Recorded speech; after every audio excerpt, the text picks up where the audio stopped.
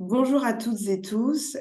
Comme l'a dit ma collègue Nathalie, nous sommes ravis d'échanger avec vous ce matin. Et notre première table ronde va s'intéresser à la nécessité de prendre une approche territoriale dans les actions de prévention des inégalités en petite enfance et les bénéfices de cette approche territoriale. Les collectivités territoriales, pour nous et de notre expérience, sont des acteurs incontournables de la prévention des inégalités de langage en petite enfance. Et en fonction de leur échelle, chaque collectivité a la possibilité de fédérer et d'animer un certain nombre d'acteurs de la petite enfance. Les témoignages que vous allez entendre nous montrent de quelle manière une ville et un département se sont engagés dans la lutte contre les inégalités langagières en faisant de la formation la porte d'entrée de leurs différentes actions. Donc, nous allons entendre pour le département de la Moselle le docteur Gérard, qui est directeur de la santé publique et de la PMI du conseil départemental, et pour la ville de Montpellier, Lionel Hullier, qui est directeur adjoint du pôle petite enfance et directeur délégué de la coordination territoriale, accompagné de Malikari, qui est éducatrice de jeunes enfants, cadre support et formatrice par les bambins au pôle petite enfance et dans le réseau de formatrices de l'ANSA. Donc, pour commencer, je vais donner la parole à Monsieur Gérard. Bonjour à tous, merci pour ce passage de relais. Euh, Évidemment, depuis le début des interventions, je me reconnais parfaitement dans ce qui a été annoncé par le directeur de l'ANSA et les départements, par leur politique sociale, ont évidemment une action majeure dans au moins la contention de la progression de la pauvreté, voire la recherche de l'inversion de cette tendance-là. Le service de PMI que je dirige s'inscrit dans cette logique-là et s'inscrit davantage encore sur le public particulier qui est celui des familles avec de jeunes enfants. Le sujet qui a été proposé, qui passe par la question de la formation, elle est intéressante, mais elle n'est pas nécessairement suffisante. Évidemment, je me reconnais aussi dans le besoin de formation continue, mais la formation comme outil au service d'un projet. Je crois que l'ambition, puisque c'est ce qui est demandé, ce qui m'a demandé d'être traité, c'est quelle ambition on peut avoir et comment la formation peut servir cette ambition. L'ambition qu'on a dans tous les services de PMI de France, je pense, c'est de travailler sur la question du lien par enfant et d'améliorer tout ce qui relève de cette qualité et de pouvoir soutenir le mieux possible tout ce qui permet la mise en relation des parents avec leur enfant, notamment au moment de la naissance. Clairement, le langage participe à cette mise en relation et le soutien langagier devient dès lors un incontournable de la boîte à outils des intervenants en PMI. Alors ensuite, on pourrait très bien s'imaginer simplement passer au crible de toutes les formations sur le sujet et puis se contenter de ça. Il me semble que dans le processus, il est important de pouvoir relier les outils entre eux et de pouvoir hybrider parfois certains outils pour en faire finalement un processus d'accompagnement et d'accompagnement à la fois des enfants et de leurs parents, mais les enfants avec tous ceux qui s'en occupent dans tous les milieux de vie. Voilà. Et l'avantage du département, comme d'autres collectivités municipales par exemple, c'est de pouvoir intervenir sur l'ensemble des milieux de vie des enfants. Et c'est comme ça qu'en fait, on a commencé à proposer cette ambition du soutien langagier, quelles que soient les modalités de vie et quels que soient les lieux de vie. Donc, on a commencé par rencontrer l'ANSA, c'était il y a un certain temps maintenant. On a eu cette audace de venir à votre contact pour pouvoir regarder ce que vous faisiez. On avait bien sûr la connaissance antérieure de tous les travaux de Dr Zornand sur Grenoble et on s'est dit qu'il pouvait être intéressant de réinvestir ces choses-là dans la mesure où deuxième ambition, c'est de pouvoir implanter dans le département des programmes qui font ou qui ont cette notion d'évaluation derrière et qui peuvent faire preuve d'une certaine efficacité dans leur déploiement et dans leurs résultats. Donc, on est venu vous voir et puis on a échappé à la phase d'évaluation, mais enfin, en tout cas d'intégration de certains établissements pour les établissements d'accueil de jeunes enfants pour pouvoir participer à la phase d'évaluation du programme. Quoi qu'il en soit, on a pu bénéficier d'une implantation du programme dans certains établissements d'accueil du jeune enfant du département, alors initialement ciblés sur des quartiers politiques de la ville, parce qu'on avait connaissance aussi de ces travaux sur les inégalités d'accès des enfants de milieux pauvres ou précaires à ces établissements. Et puis très vite, on s'est rendu compte que ces enfants pauvres n'étaient pas forcément dans ces établissements-là et qu'il fallait faire quelque chose au domicile. Donc, on a finalement raisonné de manière un peu écologique en se disant, OK, donc on a les enfants qui sont à la crèche, mais aussi certains vivent à leur domicile. Donc, il faudrait bien que nos professionnels de PMI puissent euh, entrer en résonance avec ce qui peut se faire dans certains établissements et pouvoir le transporter au domicile. Voilà. Donc, et puis, dans une troisième phase, c'était de se dire, mais non, il y a aussi les enfants qui sont confiés aux assistantes maternelles. Et c'est comme ça qu'on a pu proposer aussi une réflexion conjointe avec l'ANSA pour peut-être développer davantage euh, et proposer des horizons un peu différents que celui initialement dévoué au programme par les Bambins. Et c'est comme ça qu'on a pu procéder à la formation assez massive de tous nos professionnels du service et qui peuvent se réapproprier à la fois les contenus, mais les intégrer, encore une fois, dans l'ensemble des actions qui sont menées en prévention par le service, que ce soit le lien avec la promotion de la lecture et la promotion, bien sûr, de l'usage du livre, et puis la prévention du mésusage des écrans. Ces deux supports n'étant que des supports et peuvent constituer de vrais prétextes à la mise en place d'un travail sur la relation langagière. Et puis le langage, bien sûr, ça n'est pas tout, c'est incontournable, mais c'est pas suffisant. Certains parents n'ont pas cet accès au langage, donc la possibilité de pouvoir connecter aussi la stimulation langagière à partir d'autres canaux et travailler peut-être d'abord le rapport au corps à d'autres sensorialités avant de passer ensuite sur le développement langagier, sur l'expression de certaines émotions et le retour de certaines expériences parentales qui leur permettent ensuite d'entrer dans le langage.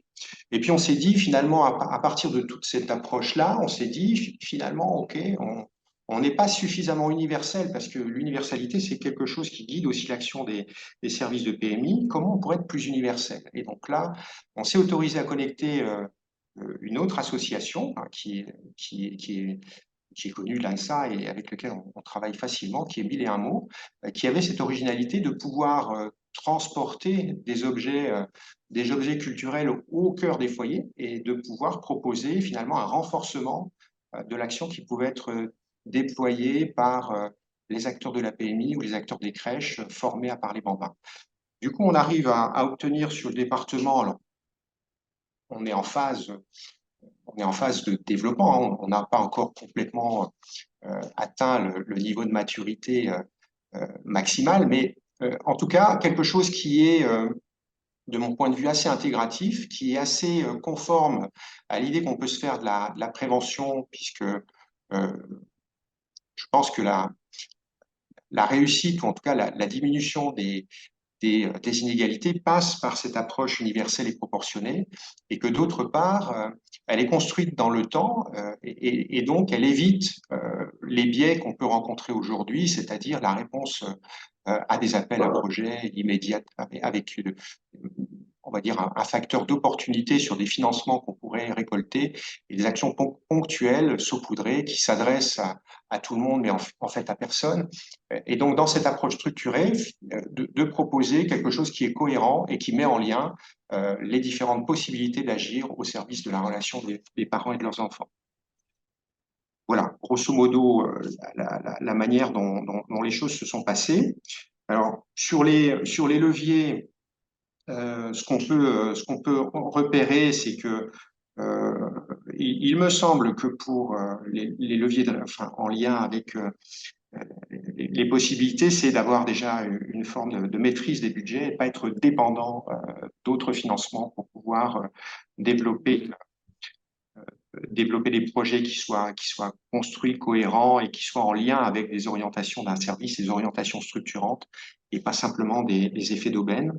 Et sur les clés de la réussite, je pense que seul, euh, on aurait sans doute mis plus de temps et l'idée, c'est de reposer aussi sur un partenariat bien construit, hein. Je veux signaler quand même la qualité du partenariat du département de la Moselle avec, euh, avec ses services de la CAF et la direction de la CAF particulièrement, et puis la bonne connaissance qu'a le service et les bonnes relations qu'entretient le service aussi avec l'ensemble du réseau des établissements d'accueil de jeunes enfants, des relais petite enfance, qui me semble particulièrement important dans la réussite et dans l'essaimage territorial, puisque le département, bien sûr, c'est une grosse machine qui est implantée sur un grand territoire, mais qui a besoin des relais intermédiaires, que ce soit au niveau des municipalités, des métropoles et des intercommunalités, puisque c'est à ces endroits-là qu'on retrouve aussi les niveaux d'action peut-être les plus opérationnels et les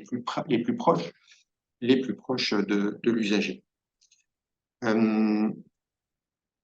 Voilà. Et puis le dernier point, c'est pour conclure peut-être aussi, c'est de savoir se projeter sur des temps moyennement longs, ne pas être dans une course à la recherche d'effets immédiats. Le langage et le travail sur la transformation des usages est quelque chose qui s'opère sur un temps suffisamment long pour pouvoir ensuite profiter des bénéfices. Donc, je rejoins l'idée de la dépense d'investissement qui se fait pas sur une approche immédiate, mais sur une approche répétée, en longueur, et avec des partenariats qui sont motivés, entretenus, et qui sont basés sur la confiance réciproque. Euh, voilà, je crois que je conclurai là-dessus. Merci beaucoup, docteur Gérard, pour cette intervention.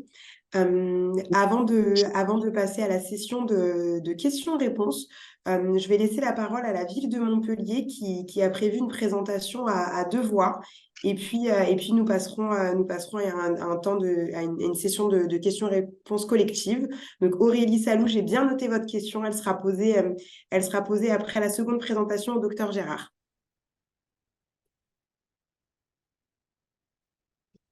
Alors.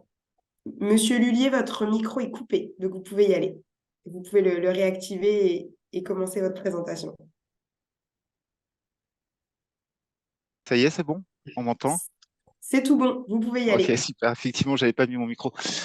Merci pour cette invitation sur ce webinaire qui nous permet effectivement de venir parler de la ville de Montpellier, et comme vous le disiez, sur un territoire.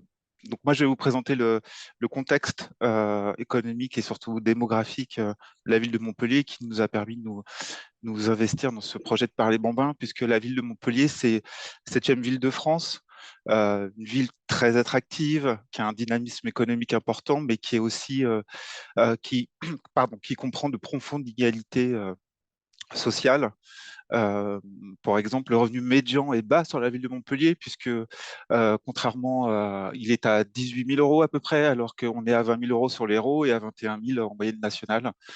Sachant que la particularité de la ville de Montpellier, c'est qu'elle intègre 12 QPV de la métropole, sont sur la ville de Montpellier. Donc ça rajoute une particularité sur notre gestion et sur l'accueil des familles au sein de nos structures. Montpellier, c'est la septième ville de France. On a 300 000 habitants. C'est la ville la plus dense d'Occitanie avec 5 000 habitants au kilomètre carré. Sachant qu'on a une démographie très dynamique puisqu'on gagne 1% de notre population par an. Donc, sur une année, c'est presque plus de 3000, sur 10 ans, pardon, c'est plus de 3000 personnes qui sont arrivées, sachant qu'on a déjà un taux de couverture assez bas en termes de petite enfance, puisqu'on est à peu près à 46%, qui est largement en dessous de la moyenne nationale. Donc, on a un double défi, c'est à la fois créer des places, créer du service et en même temps rester dans une dynamique en intégrant tous ces nouveaux arrivants, puisque ces nouveaux arrivants sont aussi beaucoup de parents qui arrivent avec des enfants, ou en tout cas de jeunes adultes qui vont avoir des enfants dans les années qui viennent. La petite enfance, les 0-3 ans sur la ville de Montpellier, c'est presque 5% de la population. On a gagné, c'est plus 10% entre 2009 et 2019. Et on est à 3700 naissances par an. Donc c'est plutôt dynamique. Euh, Sachant qu'on a de nombreuses familles monoparentales sur le territoire, ça représente 10% des ménages, à peu près 15 000, presque 16 000 familles, avec une répartition évidemment très inégale d'un quartier à l'autre. 20% de la population, de cette population vit en QPV. 85% de ces familles monoparentales, le chef de famille, c'est une femme. Et c'est là où, donc, je vous disais, c'est là où réside le plus de ces familles sont en QPV. Le revenu médian, je vous en ai parlé, les 12 quartiers QPV aussi de la métropole donc, sont sur la ville de Montpellier. On a un taux de chômage aussi sur la ville de Montpellier qui est de 21%, avec des taux plus marqués dans les QPV du nord et de l'ouest de la ville, sachant qu'on a 27% des ménages en situation de pauvreté sur le territoire montpelliérain, ce qui est quand même assez conséquent. 12% des ménages sont des revenus constitués entre 50 et voire 100% de prestations sociales. Donc on est sur une presque 2 fois supérieure à la moyenne nationale. Donc on a un fort enjeu sur l'accueil de la petite enfance au sein de nos crèches, avec des actions qui se multiplient, dont on parlera après. Donc forcément, on a des familles qui rencontrent des problématiques et sociales, développementales et développementales pardon, pour les enfants. Donc ça, c'est pour la partie effectivement, j'allais dire pauvreté. Enfin, vous m'excuserez du terme, mais on a aussi toute la partie handicap, des enfants qui sont suivis, qui ont de l'AEH ou qui sont en parcours de prévention précoce. On a accueilli 65 enfants en 2022 et là, sur les 6 premiers mois, on est à 46 enfants. On accueille à peu près plus de 1300 enfants sur l'ensemble de nos crèches. Enfin, on a 1300 places, donc ça représente presque 3000 accueils d'enfants sur une année. Donc, on veut vraiment que nos crèches soient des lieux d'inclusion sociale qui permettent d'agir pour l'égalité des chances dès les premiers jours et accompagner les parentalités. Ça fait partie de notre objectif principal. On a d'ailleurs adopté en avril dernier au conseil municipal une nouvelle grille de critères d'attribution par points et qui mettent en avant notamment la monoparentalité, les familles à faible revenu et une inflexion sur le handicap aussi, ce qui a une incidence aussi sur le travail de nos équipes qui doivent aussi pouvoir j'allais dire, développer de nouvelles compétences et aussi de pouvoir s'adapter à l'accueil de ces familles-là, puisque c'est des familles parfois qui sont un peu, j'allais dire, volatiles. Certaines ont du mal à venir aussi. Et donc, avec une nouvelle façon de travailler et d'accueillir et d'écouter ces familles-là. Donc, avec aussi la volonté de créer un service public de la petite enfance, comme le demande le gouvernement, pour mettre la qualité au cœur des pratiques via une forte attente sur la formation et la qualification de nos professionnels, puisqu'on développe un plan qualité qu'on appelle un plan qualité au carré. Pourquoi au carré? Puisqu'en fait, il y a une action forte envers les professionnels, mais aussi envers les enfants et les familles. Donc, il y a 2 axes qui sont développés en parallèle et qui sont présentés avec des nouveaux axes pratiquement tous les mois où on essaye vraiment de développer ces attentes qui répondent aussi aux besoins de nos professionnels et des familles. Forcément, un fort investissement sur les 1000 premiers jours et une démarche préventive. Donc, on veut vraiment accueillir toutes les parentalités. On en parlera peut-être après, mais je vais quand même en dire 2 mots là. On a adopté là en octobre dernier, au dernier conseil municipal, un PEPE, donc c'est le projet éducatif pour la petite enfance, qui se veut avec cette ambition de vouloir aussi intégrer les parties actives de la ville de Montpellier, c'est-à-dire les associations, parce que les associations représentent 26% de l'accueil de la petite enfance à la ville de Montpellier. Donc ça a été travaillé avec les professionnels des CAMS, avec les professionnels aussi des crèches associatives et autres partenaires que je n'ai plus en mémoire. Donc il a été adopté, il est diffusé, il est disponible sur notre site si vous voulez aller voir aussi, avec nos 4 axes développés et nos 2 thèmes transversaux. Donc voilà, pour nous, c'est vraiment une attente forte et on a vraiment ce souhait de vouloir développer un accueil de qualité pour toutes les familles, puisqu'effectivement, ce que disait Monsieur Laurent, je crois, en introduction, effectivement, on note aussi que ces familles-là, ce sont des familles qui ont le plus de difficultés à accéder aux crèches. Donc, juste un mot et je terminerai là-dessus parce qu'on m'a demandé d'être court, donc je vais être court. On a aussi un partenariat fort avec évidemment les services de la PMI dans le cadre d'un plan qu'on appelle le plan pauvreté, où les places sont dédiées pour les familles qui sont vraiment éloignées, voire empêchées d'accéder de par leur vie quotidienne et manque de moyens à l'accès en crèche, qui parfois ne savent même pas que leur enfant peut être accueilli en crèche. Donc c'est des familles qui, pour qui le taux plancher représente une dépense importante. Donc voilà, on a des places qui sont réservées sur une grande partie de nos crèches. Donc c'est des familles qui nous sont recommandées par les services de PMI, qui sont dans une extrême pauvreté et pour qui le tarif peut être gratuit sur un temps donné avec un projet spécifique, un accompagnement spécifique. Le but étant effectivement de les intégrer dans le droit commun à un certain moment. Mais voilà, on a aussi cette action-là qui est mise en œuvre sur la ville de Montpellier et auquel on croit beaucoup. Voilà, je m'arrête là. Madeleine? Bonjour Oui, je suis là.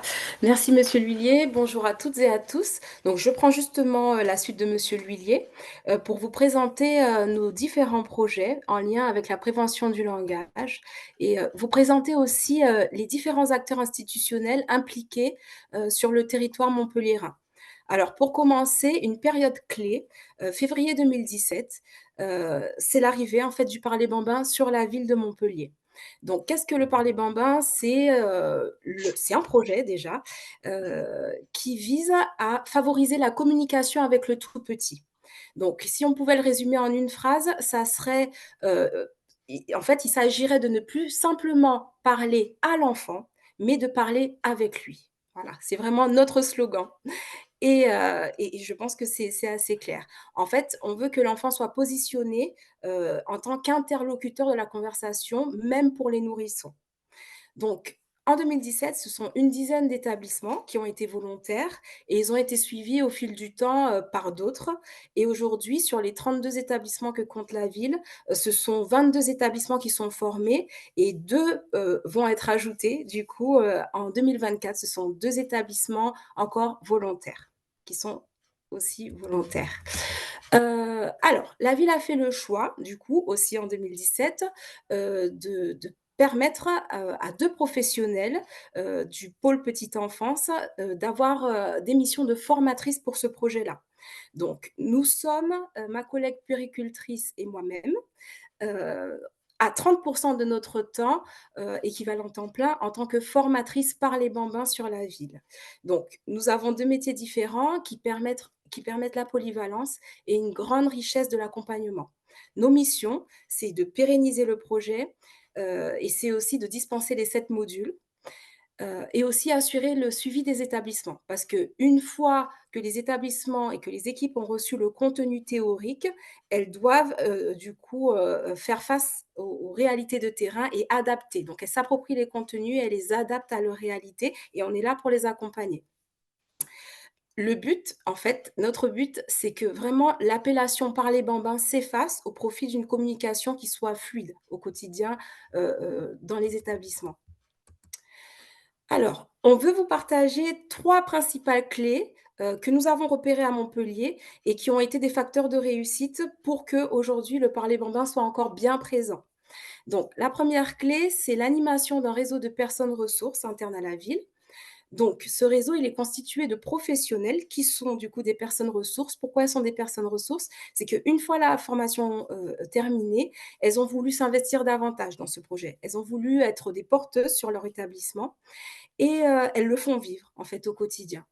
Donc, on leur propose à ces personnes-là, 3, on va dire 3 temps forts dans l'année où elles peuvent, échanger autour de leurs expériences, échanger autour des outils et être comme, dans une démarche de formation continue. Donc nous, les formatrices, nous proposons aussi de la théorie, on les interpelle pour avoir, pour savoir en fait leurs besoins et par exemple, cette année, on leur a proposé un point sur, le bilinguisme et la prévention autour des écrans. Donc l'objectif, c'est de fédérer ces agents qui sont dans des établissements différents.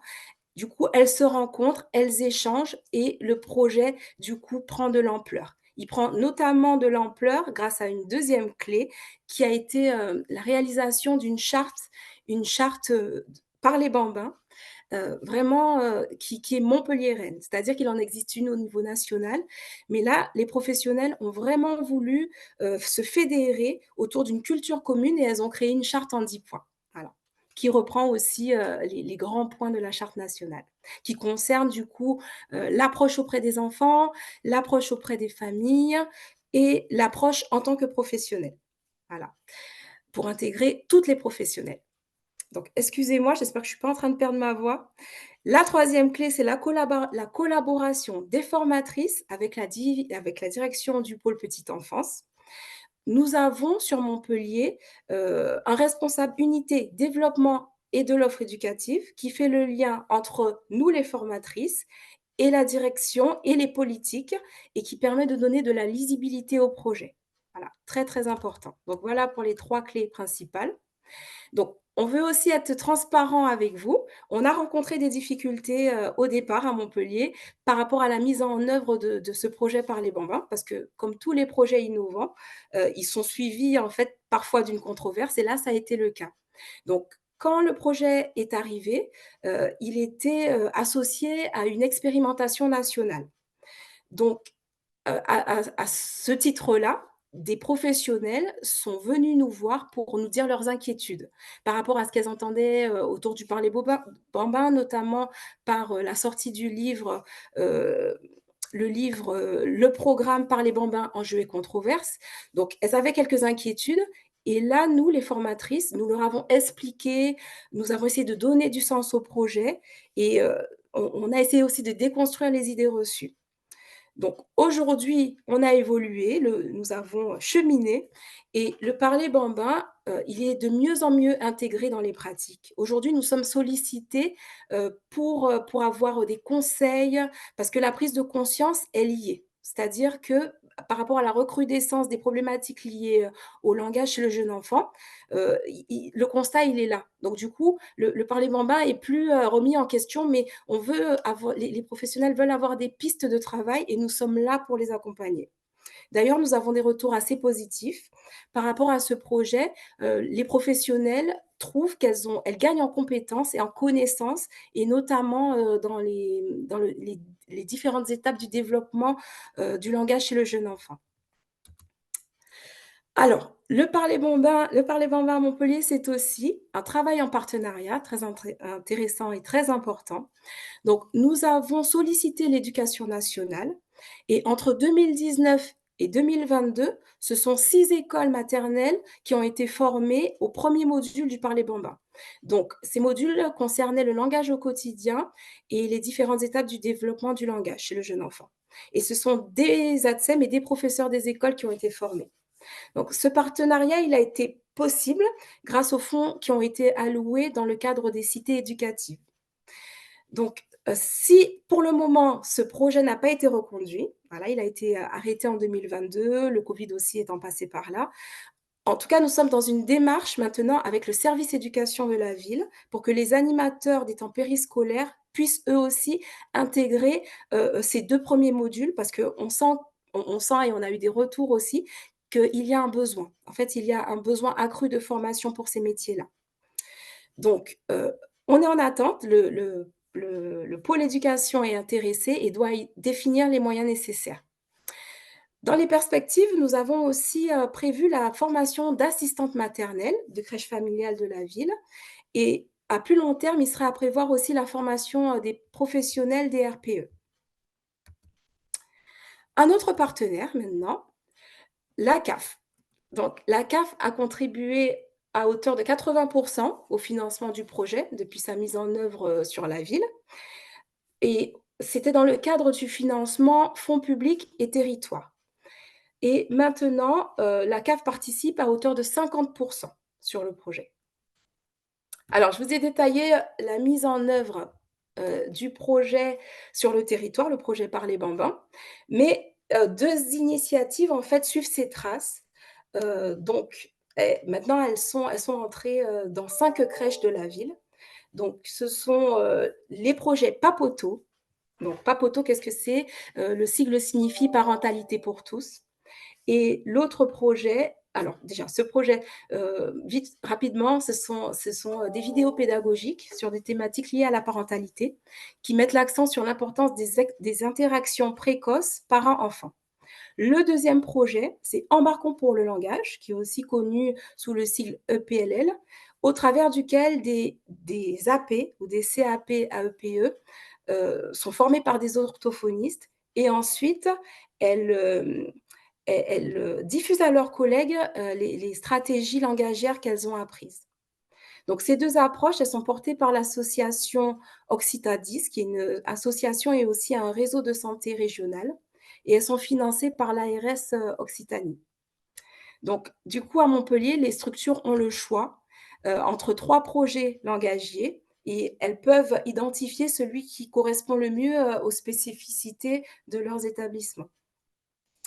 Donc, au vu des réalités socio-économiques des familles montpelliéraines accueillies, comme vous l'a expliqué monsieur L'Huillier, les fragilités, la précarité, heu, c'est, en fait, ce que nous voulons mettre en place, ce sont, c'est une action modélisante envers les familles.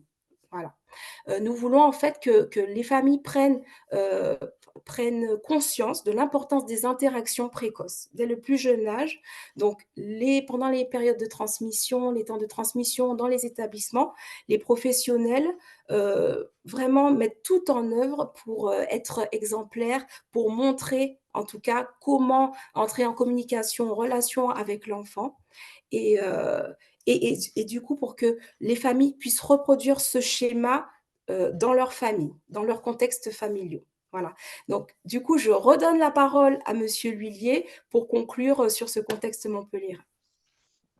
Oui, il y a quelques mots que j'ai déjà dit tout à l'heure. Donc, effectivement, là, on en est à 3 axes majeurs qui nous guident. Ce que je vous disais tout à l'heure, c'est le projet éducatif petite enfance, hein, qui va nous permettre de pouvoir retravailler nos projets d'établissement et pouvoir embarquer avec nous les associations pour celles qui le souhaitent dans un dispositif qu'on appelle un CEPOM, enfin, qui nous permet de contractualiser avec elles à plusieurs niveaux et notamment sur avoir intégré la grille d'attribution commune, via le développement du guichet unique. Euh, et aussi, on a tracé une feuille de route pour 2023-2026, comme Montpellier étant un territoire accélérateur du service public de la petite enfance. Donc, on est vraiment dans cette dimension territoriale et pas juste la ville de Montpellier gère 30 établissements et s'arrête là. Et on est vraiment voilà, sur une thématique beaucoup plus large avec une ambition assez grande sur la petite enfance, puisque la ville de Montpellier s'est engagée aussi dans le dispositif, alors c'est peut-être pas le bon terme dispositif, excusez-moi, mais sur être une ville à hauteur d'enfant, pas de 0 jusqu'à 17 ans. Donc voilà, il y a toute une dynamique sur la ville de Montpellier autour de l'enfance qui est très importante et je ne citerai pas tout ce qui est perturbateurs endocriniens, écologie, les cantines scolaires aussi. Enfin, voilà, il y a de grandes ambitions et déjà des actions concrètes qui sont menées. Euh, et comme je vous le disais, voilà, nos attentes, c'est vraiment de pouvoir consolider un partenariat avec les gestionnaires associatifs qui ont une grande place sur la ville de Montpellier et qui font un travail de grande qualité. Merci à tous. J'ai suivi les nombreuses questions qui ont été posées à nos intervenants. Je vais essayer de les synthétiser. D'abord, quelques questions destinées au docteur Gérard sur quelques précisions demandées sur la nature de l'action Moselle à destination des assistantes maternelles. Une question plus spécifiquement sur les leviers de mobilisation pour la formation des professionnels en PMI et quels effets de la formation des professionnels en PMI sur les familles. Et puis enfin, une dernière question toujours destinée au docteur Gérard qui demandait une précision sur ce que vous entendiez à un moment donné. Vous avez cité les différences d'accès au langage selon les familles, de préciser ce que vous entendiez par là. Oui, alors je vais commencer par la fin. J'ai peut-être mal exposé les choses, mais clairement, on a quand même des familles qui ont un rapport à la parole qui n'est pas toujours égal. Et l'entrée dans le langage n'est pas forcément quelque chose de naturel. C'est un instrument enfin, en tout cas, la parole est un instrument qui se maîtrise, parfois dans des contextes culturels, éducatifs, c'est parfois compliqué. Et il faut d'abord passer par d'autres mises en relation avant que la parole puisse se libérer, s'apaiser et s'exprimer. Voilà, donc c'est juste l'idée de passer par une autre sensorialité. Je pense par exemple au massage avec le bébé pour pouvoir faire ressentir des émotions, les mettre en mots, arriver à l'accouchement de cette expression pour pouvoir ensuite peut-être aller davantage sur quelque chose d'un peu plus naturel dans le relationnel avec l'enfant. Parler avec un enfant, c'est pas forcément quelque chose de naturel. Ça ne l'est tellement pas que pour même certains professionnels, on est obligé de les former pour parler avec. On a l'habitude de parler à, hein, ça c'est quelque chose effectivement qu'on voit assez couramment, mais le parler avec, reconnaître l'enfant comme un sujet à part entière avec lequel on peut avoir une relation individualisée, spécifique, c'est pas quelque chose de particulièrement évident tout de suite. Voilà. Donc il y a un temps de maturation qui parfois peut être nécessaire. Voilà, ça c'est pour le premier point. Sur les assistantes maternelles, c'est de manière indirecte, hein, c'est-à-dire que j'ai oublié de signaler la qualité aussi, enfin, même si je l'ai dit, la qualité des relations avec les services de la CAF en Moselle qui nous permettent de cofinancer. Hein. Je parlais de maîtrise des budgets, mais c'est une maîtrise conjointe sur un projet partagé et qui est garantie dans la pérennité du temps. Donc là, pour le coup, avec les collègues de la CAF, le financement d'un travail un peu spécifique, je crois, hein, qui a été réalisé auprès des animateurs de relais petite enfance pour élaborer un outil adapté adapté aux assistantes maternelles pour le transfert de compétences ensuite des assistantes maternelles vers les enfants. Et puis la troisième question, quel levier pour former nos professionnels? Je crois qu'il n'y a pas beaucoup de résistance sur le sujet. Il y a un intérêt assez massif des professionnels de PMI pour le sujet. Le fait de l'avoir inscrit comme étant une orientation du service, de mon point de vue, a suffi à embarquer nos professionnels dans cette approche-là. Je ne sais pas si dans l'Assemblée des écoutants, on a des gens de Moselle qui sont là, s'ils ont envie de s'exprimer par le chat, qui partagent leur expérience. Mais clairement, je crois que la formation a été bien reçue et le format, je crois qu'on a formé tout le monde à peu près. Alors là, c'est peut-être Fatouma qui pourra me redire pour la Moselle. Je crois qu'en 2 ans ou 3 ans, on a réussi à former les 150 personnes du service, me semble-t-il.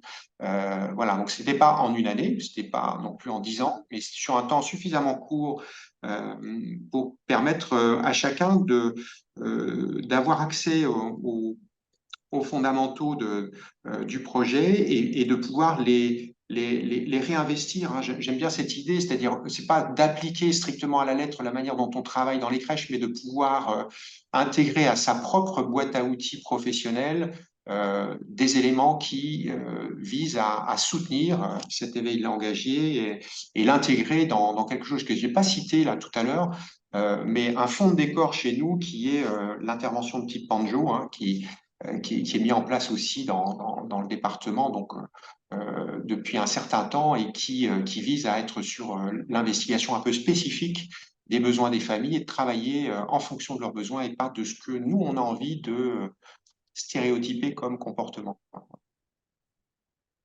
Merci beaucoup. On a une question, une personne, Clara Dufour, qui a levé la main. Vous avez normalement la possibilité d'ouvrir votre micro et de poser votre question directement à Madame Dufour.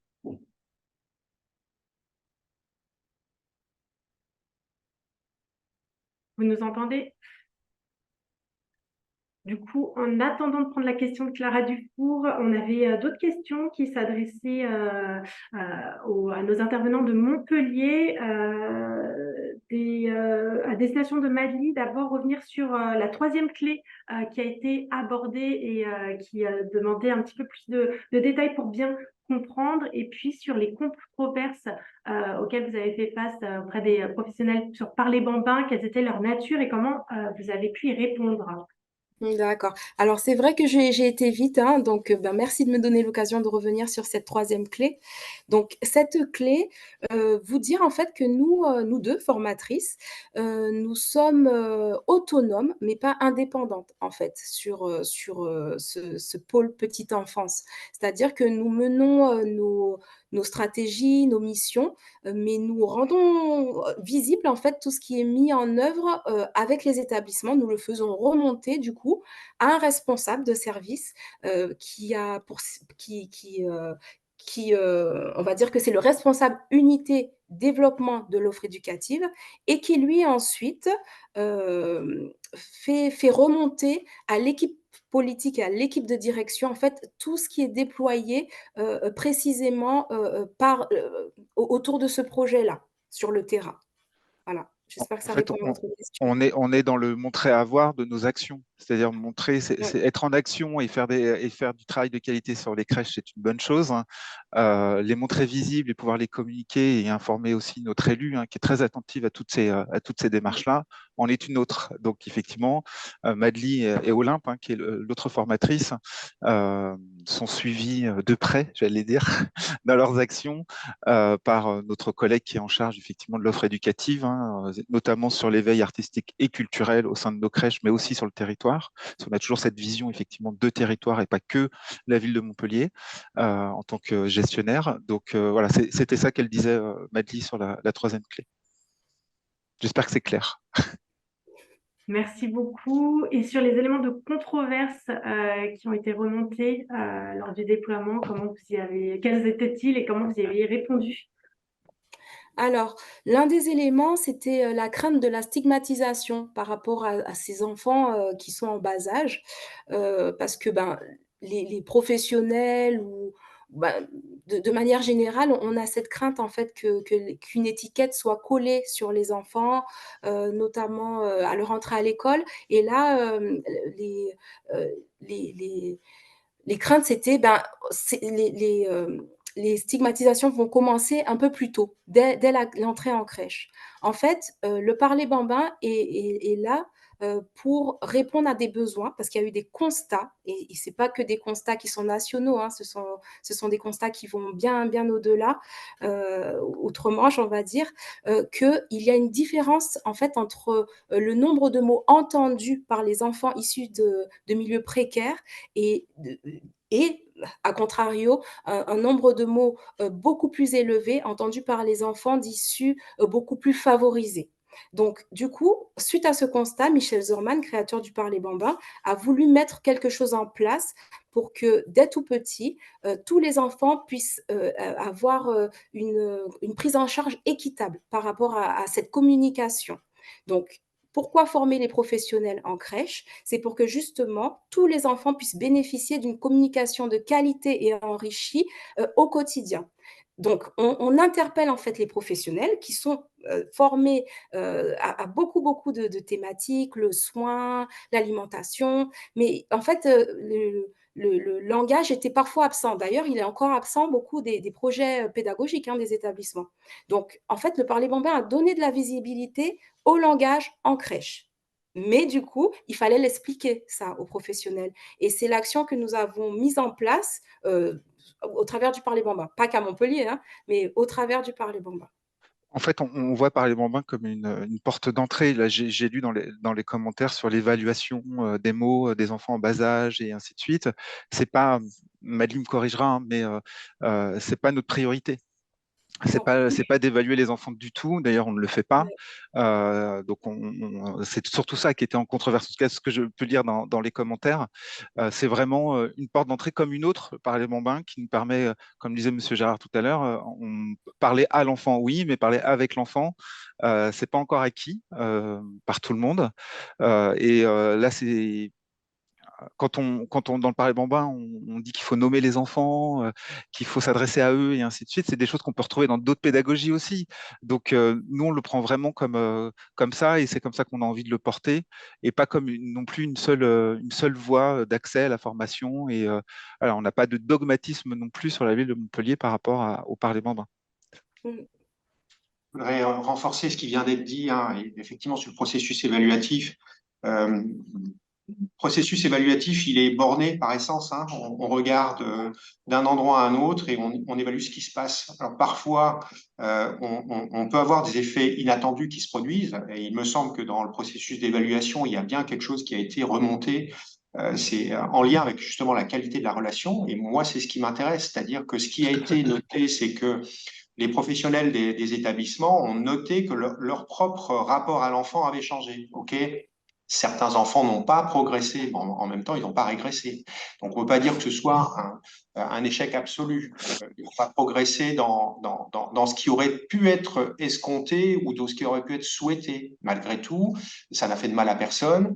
Et en plus, ça a permis de soutenir une qualité de relation qui, moi, m'intéresse beaucoup plus que la comptabilité du nombre Tout de à fait. mots acquis par un enfant et qui relève plus de l'approche comportementaliste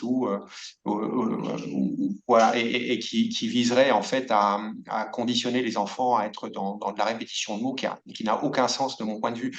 Donc, je pense que ceux qui se prêtent à cette controverse n'ont peut-être pas compris l'essence du projet ou n'ont peut-être pas nécessairement une motivation à entrer dans cette approche relationnelle et tout ce qui vient d'être dit. Enfin, voilà, le parler avec un enfant, c'est juste soutenir une relation entre un enfant et un adulte de référence et que cette relation soit de meilleure qualité, de la meilleure qualité possible. On sait aujourd'hui combien la question de la qualité dans les établissements d'accueil est sous le regard très précis des médias et des services de l'État et du gouvernement. Donc clairement, tout ce qui pourra contribuer à améliorer cette qualité de l'accueil par une relation très individualisée, très respectueuse de l'identité de ce qu'est l'enfant dans sa nature, ne peut être que soutenu. Et je pense que ce projet-là contribue à ces aspects-là. Et il présente cet avantage de pouvoir se connecter dans ces principes fondamentaux avec plein d'autres choses. Donc, c'est pas une fin en soi non plus. On ne fait pas juste parler bambin pour faire parler bambin. On fait Exactement. parler bambin pour soutenir de la relation.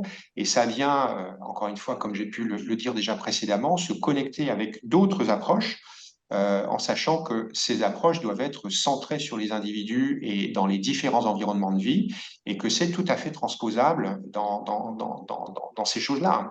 Voilà. Alors, j'ai vu passer aussi des questions en lien avec l'évaluation qu'on peut mener. Je pense que je suis un accro de l'évaluation, mais clairement, je me contenterai de ce qui a été fait par Parler Bambin pour accepter l'idée qu'il est doté d'une certaine efficacité et qu'il n'y a pas besoin de revenir derrière pour prouver que ça marche encore mieux, quoi. Voilà, l'étude des faits est faite, les principes d'intervention sont définis, on peut se les approprier de manière très facile, ça se connecte avec plein d'autres choses. Donc, je pense qu'il y a juste à essayer et puis de voir ce que ça fait et de se le mettre dans sa musette pour le déployer.